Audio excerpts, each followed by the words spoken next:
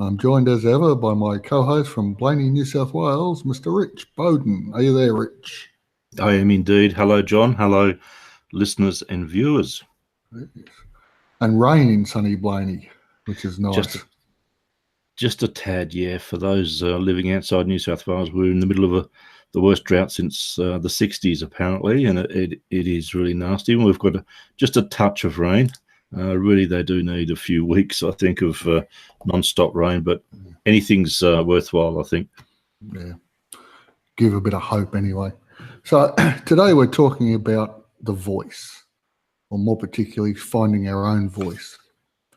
And this is a tricky subject. It's something any of the writers out there will understand because we all have to find our own voice, and it probably only takes the first million words before we get to those. In podcasting, it can happen a little quicker if we're lucky. It's important that we critically analyse our own work so that we can see whether or not we're using our own voice or we're in fact subliminally or subconsciously channeling people that we thought that people that we did admire in the past. So after about 50 episodes of World Organic News, I realised there was little hints of Spike Milligan and Alexi Sale and John Cleese sprinkled through that weren't me, but I thought was my voice. And so I've worked to remove those from it. And now when they pop up, I think of them more as an homage to the genius that those three were rather than a direct copy or plagiarism even. And finding the voice, you know when you've hit the voice because suddenly everything's natural. The words just flow. The sound is good. It's particularly in a monologue episode, it takes a little while to find your own. It depends on how you write as well, and I'll get to that in a minute. Any thoughts on that, Rich? Yeah, John, interesting that you should say about for writers, one of the exercises that writers use to get their voice, their style, is free writing, which is basically a form of meditation. You just write whatever's coming out of your head. You don't edit it. You don't check it. You just write, and it can be complete rubbish. And gradually, as you go on, you start finding that it forms into a style, a way that you want. And I've never tried this, John, but I was going to suggest that perhaps people just starting out with podcasting, they're not a little bit unsure in front of the microphone, just record themselves and just talk like that in a free writing way, but for voice. In other words, just talk about whatever it is that's coming into your head and then replay it and see how you sound. Don't try and be anything, just see what comes out. I have a novelist friend who says that when you're free writing and you're connecting with the subconscious, that's the purest form of narrative that comes out of you. And I'm just wondering if that's the same for podcasters and recording themselves just talking. Would you agree, John? It's a possibility anyway. It's thinking as you were saying that, I got a cassette recorder for my 12th or 13th birthday or something. I can remember sitting recording my voice for hours just to hear what I sounded like and just talking complete nonsense. But to hear the voice back, it's, yeah. And that way, the way you're talking about means you don't have to create content to start with. So you're not writing things down to then read, but you're actually finding what your voice itself is. Yes. And when you're writing for audio, it's a different skill altogether from writing any other sort of writing, basically. I find the sentences have to be shorter, the paragraphs have to be tighter. You have to punch through what it is you're trying to get out rather than ramble on, because people can read faster than they can hear and talk. So you need to shorten up the message and get it through to people. And once they hear it, it seems to go into a different part of the brain from reading anyway. So it's assimilated differently. So you don't need to be long-winded. Sometimes you have to take people on a journey, of course. We discuss that in storytelling. And you might have to go around the block to get to the house next door. But you can do that in short steps. and finding your voice in short steps. I mean, there'll be people out there for whom the voice is a long monologue that's in depth, that's like reading War and Peace. But that will be the audience they connect with, people who like that. And so it's, as a general rule, though, with audio, it needs to be shorter sentences, shorter paragraphs, more punch. And in fact, writing like that for audio has now made my writing for written work shorter and punchier. Yeah. And I get just as much information in a much shorter space. So the two systems do feed back on each other. I think it's content altogether. The only place I tend to ramble now is on these things. Yourself, Rich? Yeah. You got anything? What you want me to ramble to? Just when you were talking there, John, it was interesting when you talk about writings for audio, so that you do get that voice, and you're talking about shorter sentences, shorter words, making it plain. It's very George Orwell, how he wrote. Anything that was he kept it down to the bare minimum, almost like a newsy sort of thing. And I think that's a big thing with finding your voice, is that if you're used to, for whatever reason, using long words and long sentences and things like that, if you can change and just cut them down, it sounds better. It's easier it's more accessible, more relatable for listeners. And I think my theory is that by doing that, you start to find your original voice instead of putting this layer of words on top of it. You agree, John? Yeah, there's a certain, particularly if you've done any academic work, and there's a particular style, and you can't be what's the word?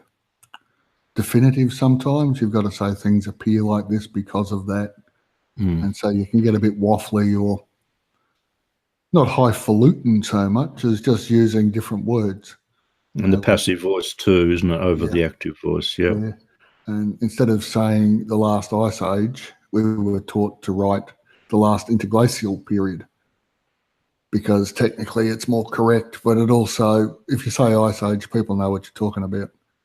If you say past interglacial period, some people will know what you're talking about and others won't. And will they take the time to go and Google it? Who knows? But if you're trying to get the message across that, things have changed since the start of the Holocene, 10,000, 15,000 years ago, and you just want to say since the last ice age, it'll get across much more quickly than during the Holocene, since the last interglacial period. It may give authority to some, it may not. It depends on the type of podcast you're doing too. And your audience, too. Yeah. It's all part of the pre-planning, is what is it you're trying to do? To whom are you trying to direct your podcast? And will they expect academic or more formal language? Or are they interested in a more free-flowing form? It's one of those things you just have to learn by experience, but your own voice will come through.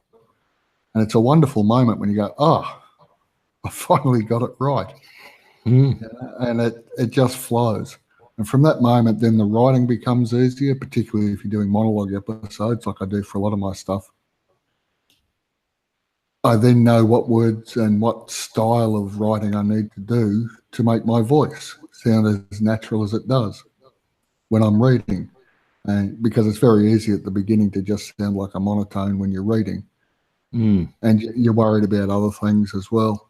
Although I did get some feedback saying that the monotone delivery is wonderful, particularly when John's talking about the end of the world. It's a little bit more reassuring. But I wasn't actually talking about the end of the world. I was just talking about some... Just sounded like it. Yeah, some potential consequences if we don't deal with climate change, like droughts everywhere and fires everywhere. But anyway, that's another podcast.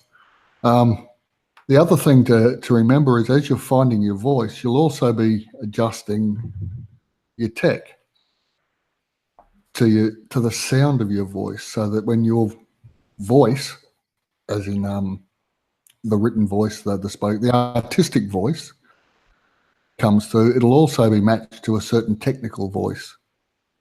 Now, yeah, you can mess around in some editors and change the voice to a robot and all the rest of it, so it won't sound the same. And there's a whole lot of options I've got in GarageBand for choosing the particular voice settings. I use the particular one that I do, and I have done for 2 years now, at least, over 2 years, because I found that was how it sounded best to me through my mic and my editor. So when you're developing your artistic voice, remember there's a technical voice with it too. And if you don't get the technical voice right, the artistic voice is never really going to shine through because it'll be overwhelmed by the incongruities between the tech and the artistic. So I think that's something people need to think about as well. And we'll do we covered microphones and other devices earlier in the series. But the voice, so when you're doing that, pretty much all I've spoken about now is to do with monologue episodes. If you're doing interviews, the key with your voice is to let the other person speak. And while the same development goes on with asking of questions and whatnot as the monologue programs I was talking about, it's not as important as just letting the other person speak and feel comfortable to speak. And depending on how much media training they've had or how well you know them, that can be a bit tricky. But that will develop too as you go through the process of doing more of the interviews. I found the easiest thing to do was to find experts, ask a general question, and then let them go, and then listen. They're so excited about their topics that they will talk forever. And so from time to time, you can pick them up on a point that perhaps non-technical people wouldn't have understood and bring them back to the sort of areas you're talking about. You had any experience with this, Rich? I think you do a lot more interviews than I do. Yeah, exactly that, John. It's a matter of getting somebody who is very interested in, either an author or, as you say, like somebody who's interested in their particular field, and they're willing to talk about it, and then listen hard. I think you just said that. Listen hard, and if there's a question, you've got to pick the right time. You can sort of tell when they're starting to flag, and you just sort of, when a gap appears, just jump in and say, just to bring you back on a point, something like that. It shows that you're listening, and it shows that you're taking it in and that you're interested and you'd like them to expand. And I usually find that by saying that, the interviewee picks that up, that you are interested in it doesn't have to be face-to-face. It can be via internet or phone or whatever. They pick that up straight away and go, oh, this person's interested. And so that gives them a sort of the second win kind of thing. I wouldn't say I'm an expert interviewer, but listening back to the interviews I used to do and the ones I do now, I'm totally embarrassed by the ones I first started with. It's just a matter of reading out a question that I had and then letting them go till they ran out of breath and then asking the next one. So it's very important to listen and to, I think, as you say, just add bits and pieces or clarifications and ask questions. Never be afraid to ask an expert a question or two. It is a skill that develops with time, I think, because again, when we're first starting, we're worried about is particularly if they're not face to face. Is the tech working? Can they hear me? Can I hear them? Is it recording? All that sort of stuff. And the other thing, of course, I did an interview with a sister-in-law of mine who was, shall we say, of a certain age to live through the duck and cover procedures in US schools. And it was fascinating, and it went on for half an hour, and then I realised when we'd finished and I'd gotten home that I hadn't actually hit the record button. So that's why I have a checklist for every episode. Yep. So no good having a voice if you don't hit the record button, isn't it? Yeah. Totally right. But it was fascinating. But the moment was lost then. Can we go back to the beginning? No, not really. So that one was one that's gone. It's just in my mind now. Now, other sorts of shows like these ones, for instance, where we sit and chat with each other around a certain topic, if you know the person you're chatting with, then your voice is going to come out because you've had lots of chats before. There may not be as much coffee involved, and there may be 18,000 Ks between us, but the The flow is still there, I believe, Mr. B. I'd agree. I totally agree. Yeah. It's easier to do a more natural sounding program, but again, there has to be a purpose to it. There are some shows I listen to, one in particular I'm on the verge of unsubscribing from because I don't know how far to flick forward at the start to get to the actual content. Yep. Because they spend so much time talking about golf and this and that, and things that are of no interest to me whatsoever. And it's great that they're mates and they bounce off each other. And we try and keep our own talk about the weather fairly short at the beginning as well here, for that for just that purpose. So it's important when you're doing what are we after a freewheeling conversation between two people that know each other to stay on topic, and that way the voice that you have between the two of you, the rapport comes out, but it also teaches people or gives the content that people have lined up for and signed up for. That makes sense to you, Rich? You ever come across anything like that? Yeah, and it's funny too. Some people are absolutely. I must admit, if I'm on the other side of the microphone, I'd be exactly the same. But they are completely scared of the microphone. I've had guests who say, "Look, I need the questions beforehand. I won't be able to do the interview otherwise." And in which case, I do send them the questions to relax them. I had one interviewee who sat down and she'd written them out the answers already. So I asked the question and she just looked down on the page like that and she read it out as it was. And then she looked up and said, "Is that all right?" And I said, "Look, I'm going to have it a bit more conversation if that's all right." And then I made a mistake and that sort of relaxed her so she could see I was human. And we got on fine after that. But it's a matter of relaxing those people. Another interviewee I had was very good, and we did a great interview. But as soon as I turned off the microphone, out came all this other stuff, and I wished I pretended to turn the microphone off because it was twice as good. That would have been unethical, I know. Yes, there are issues there, but that's the thing. I tend to just start chatting with people beforehand and let them know, look, I'm just doing a test record. See how the levels are, what you have for breakfast, all that sort of stuff. And if we can do it so that it just moves naturally from the general conversation into the interview, yes, people find it a lot easier. I find a lot of people I haven't done that many interviews, but all the ones I've done, when it's over, they go, "Oh, that was a lot easier than I thought." Well, you're talking about stuff you know. It should be. Exactly. That's why you're on. Yeah. Yeah. And there's Rich looking away to the side. Well done. Yeah. It's a wonderful thing. See what I've written here. Yes. So that's just a point. I have got a point here, John, that I wanted to raise. I co-host a podcast with a younger friend of mine, and we've got to know each other. We have met, and we got on very well. But otherwise, it's been mostly online. And we script shows between us. So, like, we're in a GDoc, and we're actually scripting. And depending on who's available, we write for each other. So it's a matter of listening for my friend's voice and putting down what he would say, and he does the same for me. And he says, "This is what I think you'd say," and he says that's how I would expect you to answer that question, or something like that.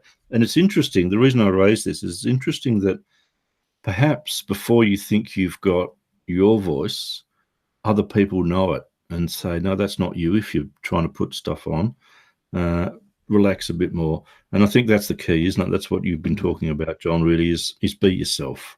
Don't try and be anybody else. Point, Rich. That's an interesting point. We sort of, even that process of writing for someone else's voice cadence is a curious thing. I hadn't thought about it. But yeah, we are into our own voice before we realise it. And that's when people realise we're authentic and where the authority comes from in podcasting. because we are just ourselves. We can't be anyone else and be sustainable. It's fairly obvious to others.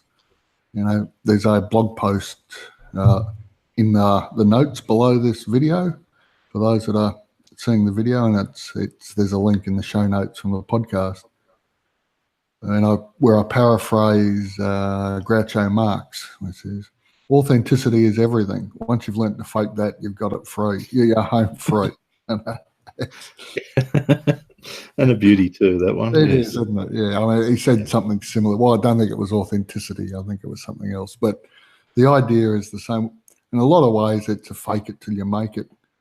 And the more you're focusing on the service you can bring to people by the content you're providing, your voice comes through. And like you were saying, other people hear it before we realise it ourselves, that we've reached that point. And so if you've got a sudden uptick in subscribers or listeners or whatever, that's when you know you're doing okay. Yeah, you sound good. Yeah. And the other thing too, John, is when everybody starts out and they listen to themselves back, they think, oh my God, that's awful. I couldn't listen to my own voice for, well, probably months after I started podcasting. And now I listen back to it and I think, I wish I'd said that better, or I wish I'd said that. Yeah. But by and large, I can actually listen to my voice now and think, well, you know, that's okay. That's not too bad. And I think it's a problem when you start out. So many people say, no, I couldn't do podcasting because I hate the sound of my voice. Have a go. Just talk rubbish into a microphone. Yeah. Keep talking until you get there. Find yourself, and it's fun. It's most of all, bottom line, it's fun to do, and to get that voice is an amazing, as you said, John, an amazing part of the journey. Yes, but don't use finding your voice as an excuse not to publish. Oh no, I can't do it yet. I haven't found my voice. Bad luck. Just do it anyway. People will listen. People are forgiving. Particularly in the first few episodes, you know, welcome to the news show, yada, yada. People know. And it wasn't just podcasting. I remember the first time we did one of these was way back in February or March, I think. And I was absolutely terrified. Would I have enough to say? Would everything flow? I got off the program and Mrs. World Organic News said, oh, God, you look like you've run a marathon. So much effort into it, holding, you know, so much psychic energy or whatever you want to call it, that as soon as I hit stop, I just basically collapsed.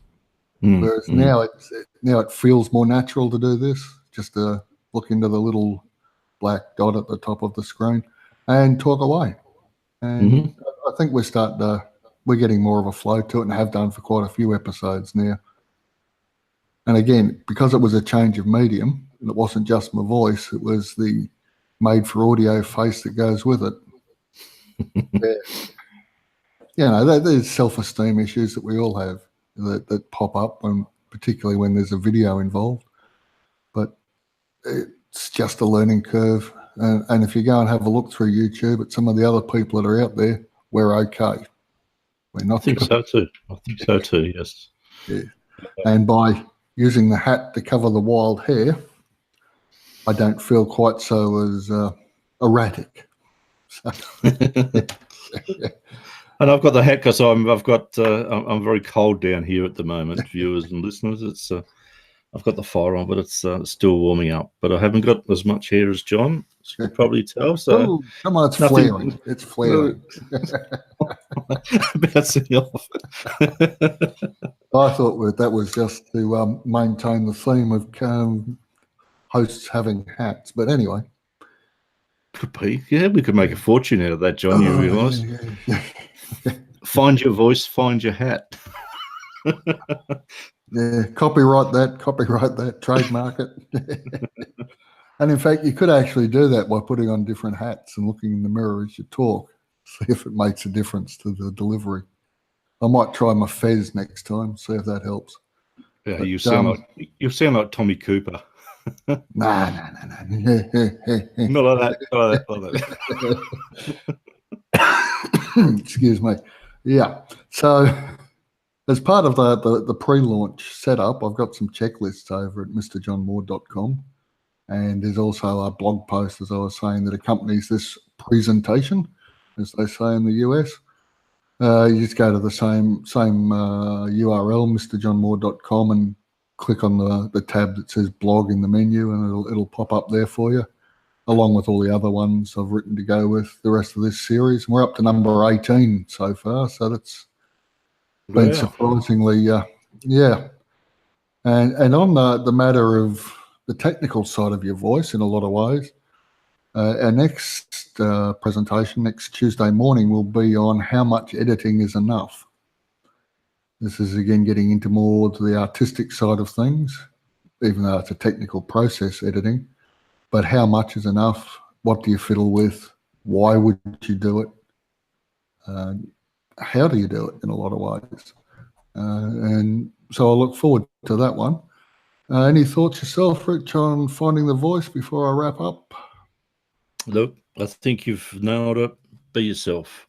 It'll take a little while, but have fun getting there. And it's once you do find your voice, it's an amazing thing. It really is. Thank you. It's a bit like it's basically the self-development process that comes out of podcasting. And so I think it's something we all need to have a go at. And the more the merrier.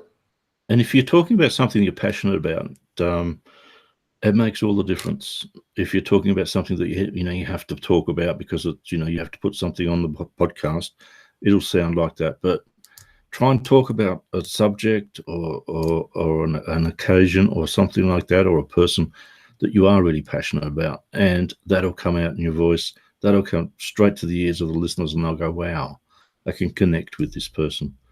And I think that's probably the secret too. Yeah, it's the passion that is the secret to podcasting. All right, well, on that happy note, we'll say goodbye, and we'll see you all Tuesday morning or Tuesday evening Australian time. Indeed. All right. I'll see you then, John. See you viewers. See you listeners.